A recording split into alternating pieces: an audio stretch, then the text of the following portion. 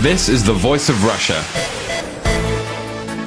The London Bureau of the Voice of Russia is now live on digital radio and online, with news, comment and debate on weekdays between 4 and 7 p.m.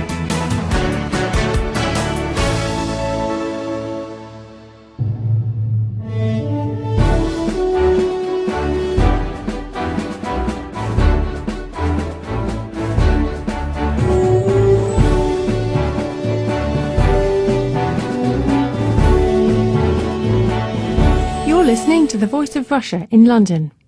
I'm Alice Lanyado. Thousands of churches have been built in Russia over the centuries, often made of wood with not one nail used in their construction. Many have been destroyed, but large numbers are still standing, mainly in the sparsely populated areas of Russia's northwest, in the Leningrad, Vologda, Murmansk and Archangel regions, and in the Republic of Karelia. Richard Daviess is a photographer who spent 9 years travelling across northern Russia documenting these beautiful churches.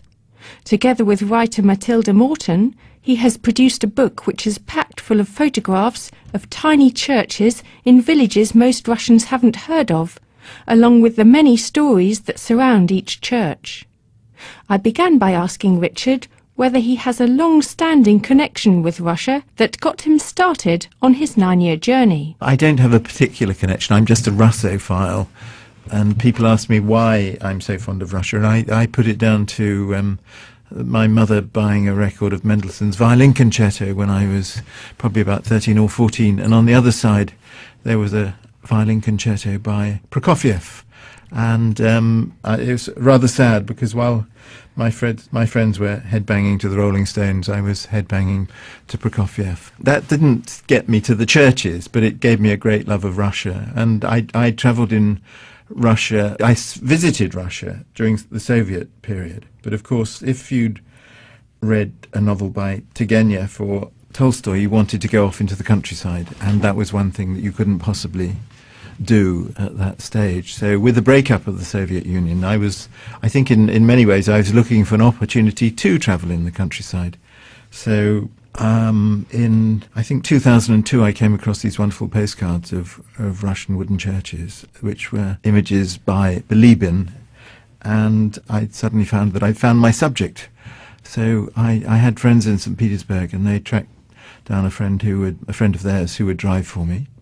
And that's really how it started. He happened to be a professor of astrophysics at the university, but he did a bit of driving on the side. It's a big project to undertake. Did you do it out of love, or was... Yeah, I did it out of love. To a certain extent, the churches obviously became more and more important to me, but the thing that I really enjoyed was the travelling, the fact that I was going to places that you would never even think of going to for any other reason than that there might be a church at the end of the... Like where, for example? I suppose the most out-of-the-way place I went to was Mizhen. There's a wonderful church there. Where's that? Mizhen is east of Archangel, and so you fly to Archangel, and then you fly further east to Mizhen, and you land at an airport that seems to be run by a dog. And then we were very lucky. We landed at the airport. All the buses to the town disappeared, but luckily there was one man with a jeep who took us to the church I wanted to go to, which was a place called Kimja. Is that a village? Or? Yes, it's a village on the river Mizhen. Beautiful village, but rather tragically that church no longer exists. It's a wonderful church. It was being restored. They take it down log by log and then number the logs, and they replace the rotten logs with new logs. So it's like a jigsaw puzzle, and they did that. And what happened was that they took the church down, and then very sadly the money disappeared, and the logs, I've been told by friends in Russia, have been left to rot. So this very, very beautiful church, which is one of the most beautiful churches, in fact, in the book, is no longer there. Hopefully it will go up again, but I don't know. But you came across some more joyful stories as well, didn't you, of people working away to restore churches. Yeah, yes. When I first went around, there seemed to be, which was probably about 10 years ago, there was nobody really interested in the churches. But since then, lots of people have been getting in touch with me through my website and telling me about churches that they're working on. Lots of Russians. Lots of Russians, yeah. A lot of young people, in fact, older people as well, who've are beginning to re-inhabit their churches. And things are beginning to happen. But even so, a lot more does need to happen if any of these churches are going to survive. Milchik, who very famous expert on Russian architecture, who wrote the afterword to my book, said that he thinks that we might in fact be the last generation who can enjoy these churches unless really big efforts are made to restore them. You went very far in Russia, far north, to places that a lot of foreigners don't go to, that plenty of Russians, I'm sure, haven't been to. Did you feel you got an insight into village life? Yes, to a certain extent. I mean, people were very, very friendly. But in fact, what was quite interesting is that they sometimes took a little bit of time to accept you. There was one particular place, Podporozhye, another very beautiful church, which is also in a pretty dire condition. But a few years ago, I went there with my Russian driver. And where's friend. that? Podporozhye is near Onega. It's on the Onega River. And it's a magnificent church which stands out on the horizon, on the other side of the river. And I've been there twice. I've been there 3 times, in fact. But the first time was in the winter, and you had to walk across the river to get there. And the first time I went with my Russian driver, and there was a man and a wife living in the village, and we asked him if he had the key to the church, and he said no, he didn't have the key to the church, and that was it. A couple of years later, I went with Matilda Morton, who joined me for the last 5 years of the trip, and she speaks Russian, and she asked Benjamin the same question, do you have the key? And he said no, there's no key. But she just kept talking and asked him lots of questions about life in the village and this, that and the other. And at one moment he just got up on his chair and reached to the top of his kitchen cupboard and came down with a little tin that had the key to the church in. So he was sussing us out before he decided to let us into the church. And then he did let us into the church, and it was fantastic. What was in there? Were there any particularly beautiful icons? Was it the wooden construction? It was rather extraordinary. Again, it was in the winter. It was actually colder inside the church than outside. And the wonderful thing about the church is that there is a sky ceiling that still exists. With most of the wooden churches, the icons were stripped out during Soviet times and have disappeared. So they're rather stark, bare, although beautiful interiors. But every so often you come across a church that still has its sky ceiling. What's a sky ceiling? A sky ceiling is it's the roof over the nave of the church. It's usually sort of 12 segments, but it can be 8 or 16 or whatever. But it generally has Christ in the centre, and then on the sections splaying out from the centre, there are images of the apostles, or the various archangels, or angels, or whatever. But it's a wonderfully sort of decorative feature of the church. Did you meet many local priests who were... A lot of the churches were not working churches, in fact. We only came across one church that was working, and that was at a place called Oshevensk, near Kargopol. Where's that? Kargopol is in the middle of nowhere. It's at the bottom of the Onega River, actually. Onega, the town, is at the top on the White Sea, and Kargopol is at the other end of the Onega River, where it comes out of a particular lake, the name of which I can't remember.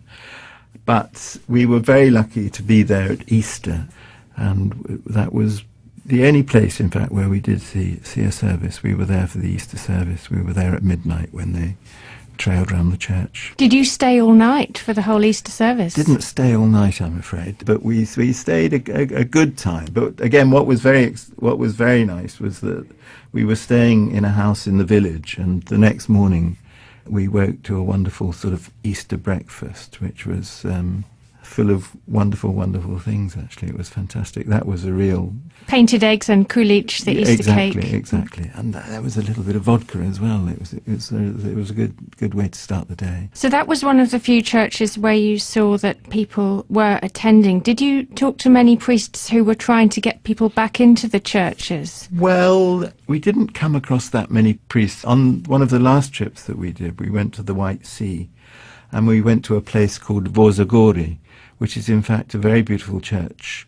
That again is just very near Onega, the other side of the river, but on the White Sea. And there's a priest from Moscow, whose name I'm afraid I can't remember, who with his wife is restoring the church for the local community. In fact, there are two churches there, and one of them he's restoring. The other one is still kitted out like a Soviet club with a stage, and it's the village disco. Did anyone else talk to you about getting people back to church or people returning to the churches? Did you get a feel for whether Russians were starting to go back to church more nowadays, or were you more working in abandoned churches that weren't really working churches anyway? Well, even the abandoned churches had been re-inhabited by new cardboard icons, usually wrapped up in plastic bags, but there weren't to protect them, but there was no real feeling that there was any great activity. I mean, at some of the churches, they'd say that a local priest would come from a nearby town or village on the Saints' Day and hold a service. So there might be a service held once a year. In another place, Terchazovo, which is also on the Onega River, a local lady says prayers in the church every day and is encouraging the young people to respect their church. I guess the villages are pretty quiet anyway, and it may be about that as well as yes. itself. Well, some of the churches, in fact, are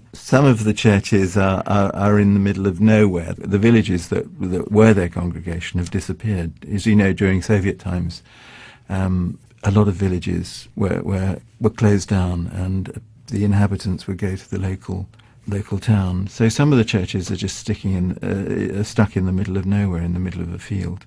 During Soviet times, they were looked after. A lot of them have little metal plaques on them saying that they're historic monuments and that they're under the protection of the state. But since the breakup of the Soviet Union, the plaques have become more and more rusty, and less time has been spent to look after them. Did you get a feeling for the difficulties, the harshness of village life? Yeah, we did. Yeah, I mean, a lot of the villages are very depopulated, and the people that are left are old people, generally, or young people who are trying to make a go of it, but generally old people, and I think they do find things very difficult. Yeah. Very tough life. Very tough life. Yeah. No, we had some extraordinary stories. What are you hoping? I mean, your book's fantastic as it stands alone. Are you also hoping that perhaps it'll help encourage more interest in reviving and restoring these fantastic churches? Yes, I actually published the book myself. The publisher that I was going to publish it came back with some dreadful layouts, and I wasn't very pleased with it. And as they left, as we parted company, they said, "Richard, you must remember, we're producing a book for people who love wooden churches." And I said, "We're not. We're producing a book for people who don't even know they love wooden churches." And this, of course, is what I've found. People have come up to me who I work with a lot of architects, and they've been amazed by these buildings, and other people have been amazed by these buildings. At the book launch recently, the wife of a friend came up to me, and she said that her husband had been telling me that you were photographing wooden churches, and I didn't understand what that was about. But now I've seen the book, I do know what it's about, and I love these wooden churches.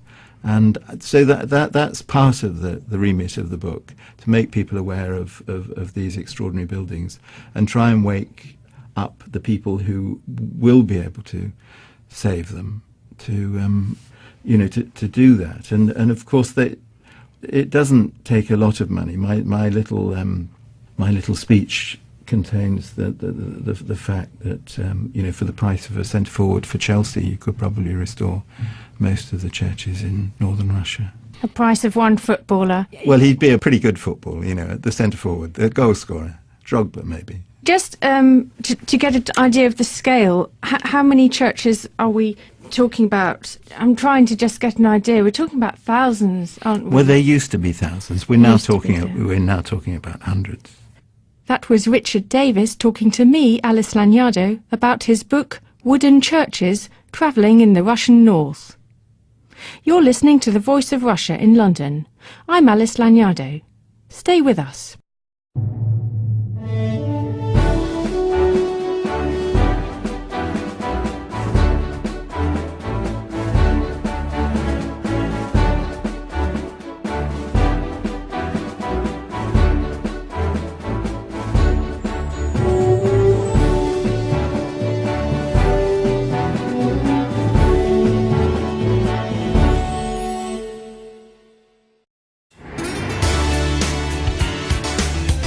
This is The Voice of Russia. The London Bureau of The Voice of Russia is now live on digital radio and online, with news, comment and debate on weekdays between 4 and 7 p.m.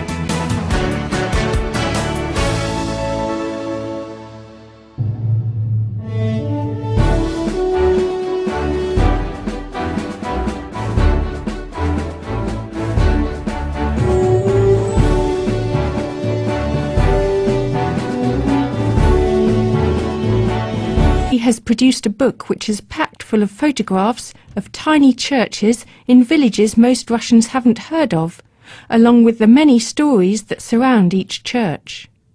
I began by asking Richard whether he has a long-standing connection with Russia that got him started on his 9-year journey. I don't have a... areas of Russia's northwest, in the Leningrad, Vologda, Murmansk and Archangel regions, and in the Republic of Karelia.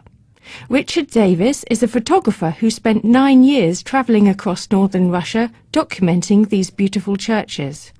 Together with writer Matilda Morton, you're listening to The Voice of Russia in London. I'm Alice Lanyardo. Thousands of churches have been built in Russia over the centuries, often made of wood with not one nail used in their construction. Many have been destroyed, but large numbers are still standing, mainly in the sparsely populated